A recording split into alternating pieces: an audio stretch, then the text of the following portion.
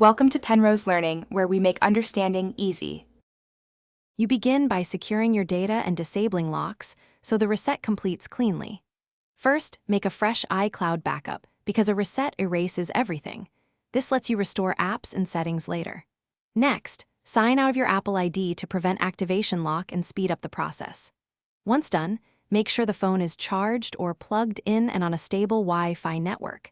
This avoids interruptions that could corrupt the restore or leave the device unusable. You now perform the reset through settings to ensure a secure, full erase rather than a simple restart. Go to General, choose Transfer or Reset iPhone, then erase all content and settings. This removes data, accounts, and encrypted keys. When prompted, enter your passcode and Apple ID password to confirm. That authorizes the wipe and disables activation lock.